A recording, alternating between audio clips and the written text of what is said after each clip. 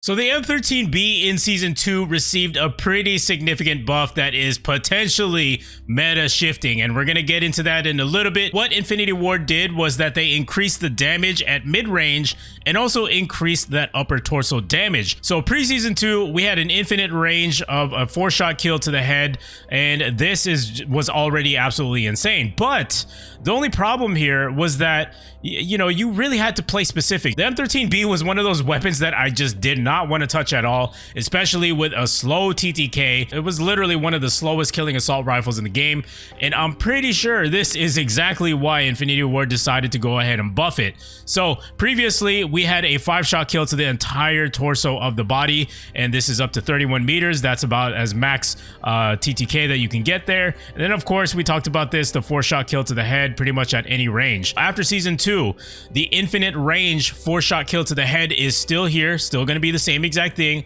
which is still amazing. And the upper torso did receive the damage buffs as they stated in the patch notes, and now it's only going to take 4 shots to kill at this 31 meter range. So here you see it separated, 4 shots to kill at the upper torso, and then 5 shots to kill once you get beyond 32 plus meters. So what's also new in Season 2 for the M13B is that they decided to separate the upper torso and the lower torso. So now the lower torso and the limbs do have the same exact damage profiles instead of having the same exact thing for the entire body. This is really going to be game changing, as well as this headshot. I have a little verdict here. Verdict is nice buff to the upper torso damage, and you get a faster TTK. Now the new time to kill, and this is huge, this is why it's meta shifting, is that it is now a 213 millisecond time to kill. So we're going to take a look at a graph here in a little bit, but in short, this is a faster TTK at these ranges than the M4, STB556, and the Chimera. That's literally almost half of the assault rifles in the category. And that's why it makes the M13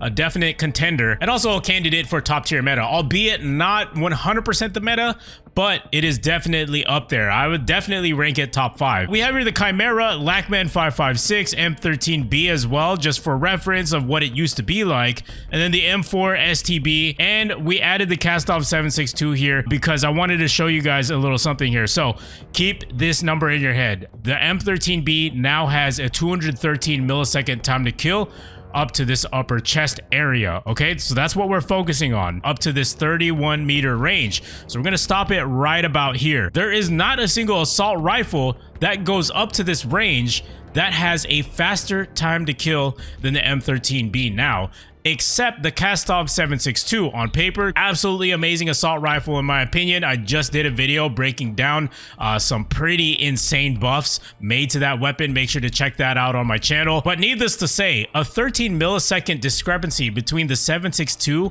and the M13 now is really not that big of a deal. Of course, on paper, definitively the 762 is a faster killing assault rifle with a much better range, obviously. But you know, just for comparison purposes, that's why I'm just including it here. Now take a look at what the M13 used to be, which is 284 milliseconds. So we get a pretty significant buff here to our upper torso damage. The 74U as well as the 545 still kill a lot faster, as well as the 762. So those are still going to be some top tier assault rifles. But I was fairly surprised that it definitely beats the M4 in this category. And the fact that its recoil control is really, really easy to control, that makes it even much more dangerous. I just want to state that the secondary, tactical, lethal, etc., they are all personal preference. You can use whatever you want to. So we're going to start off here with the muzzle, and I went with the X10 ported 290 for that vertical recoil control. Now the reason why is because the M13B recoil pattern actually has a fairly vertical recoil dominant pattern. So obviously we want to find an attachment that is going to counteract that. So that's why we went with the X10 ported 290, just to be able to control this as much as we possibly can. Now, one thing I do have to state about the M13B is that it has one of the cleanest patterns as far as recoil goes. So needless to say, it's one of the most accurate assault rifles in the game, and you should have zero problems controlling recoil. Now for tuning, I went with 0.15 towards that aim down sight speed and 0.20 towards that aiming idle stability. All right, now moving on to the underbarrel, I went with the Merc foregrip for hip fire accuracy, recoil steadiness, hip recoil control, and aim walking steadiness.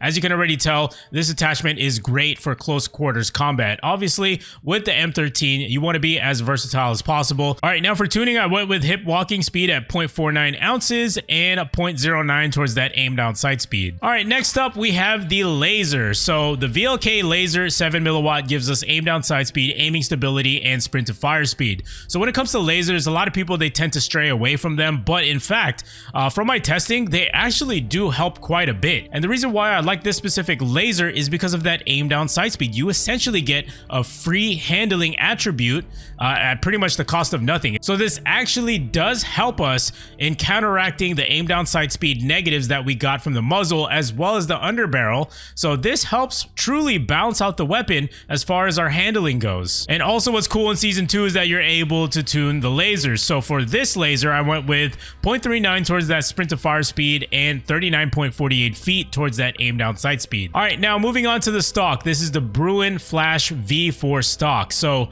just a quick disclaimer, you are actually not able to tune this. So this one is going to give us a lot of attributes towards our mobility as well as handling, which is again going to balance out the weapon as much as possible. Because like I said, this gun is already a very easy gun to control with recoil. So we don't really need too many attachments that's going to help us out in that category.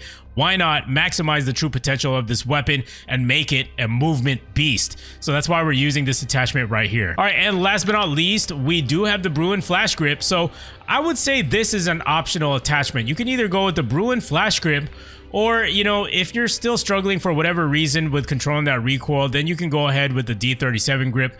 But personally, I don't think it needs this one. I think the Bruin Flash Grip is perfect. Now for tuning, I went with 0.77 towards that recoil steadiness and a 0.35 towards that aiming idle stability. All right, so now we're going to go ahead and test out the movement speed of our base M13 versus our newly custom M13 build with all the attachments that I do recommend. So basically what we're looking for here is whether or not our new custom build makes us slower or faster. So we're just gonna see who gets there first at the end of the wall there, and we'll just stop it right there. So as you can see, the M13 custom build that we have personally made clearly got to the wall first, while the base M13 has not reached it yet. So we're just going to continue it using our arrow keys, and now it finally reached the wall. So it's pretty definitive here that our M13 build has some pretty good mobility here, and that's exactly what we want. We want to balance out the weapon as much as possible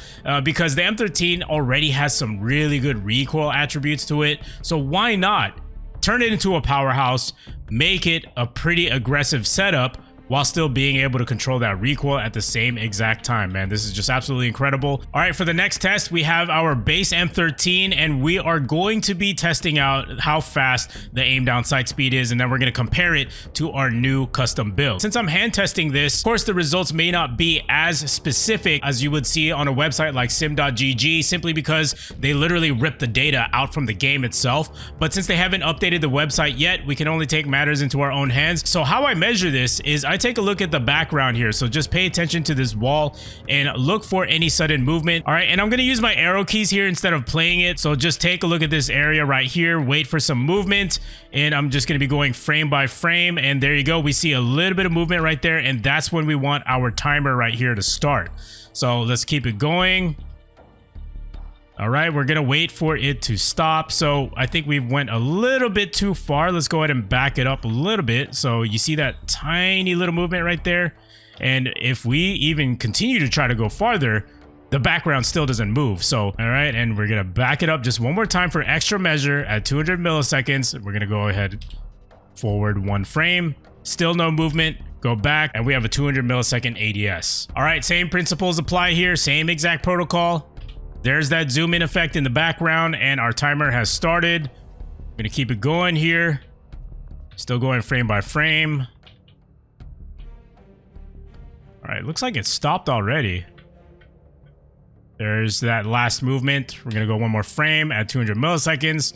We're gonna go another frame once again, and I do not see any more movement the more that we go forward. Yeah, so 200 milliseconds. So that's actually really good to be able to keep our M13 build as close to base as possible, regardless of all the attachments that we put on it for recoil control. Because when you add attachments for recoil control, it just tends to make the weapon a lot slower. That's how attachment balancing works in Modern Warfare 2. When you're focusing on one end of the spectrum, the other spectrum tends tends to be weaker. So in this case, when you add on recoil attachments, your aim down sight speed is going to be weaker as well. But the fact that we can keep this as close to base as possible is pretty insane. So like I said, we're hand testing this. So this is as close as possible as we can get to a sort of a baseline of how our custom build is versus the base. You know, we're just really mainly looking for major discrepancies, major negatives, or major positives to our testing. All right, and for the final comparison that I want to show you guys here,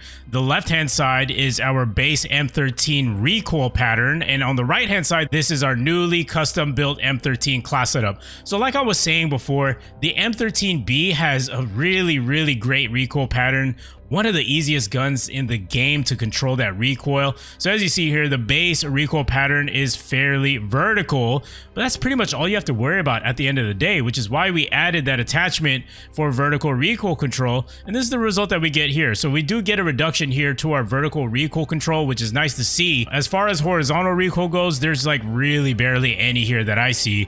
It's just mainly that vertical recoil, and this is super easy to counteract. And you'll notice when you're using this class setup yourself in real life situations, it's not that hard to counteract the recoil. You know, don't just sit there and just let the gun fly. You know, you have to actually try to control the recoil still with your thumbstick. So make no mistake about that, it's still going to be a very easy gun to control. But make sure to leave a like on the video if you did enjoy it, you found it educational or informational. I'd really appreciate it. A lot of work does go into these videos. Any kind of feedback I'm open to hearing down below in the comments. I appreciate all the support, and I'll see you guys in the next video.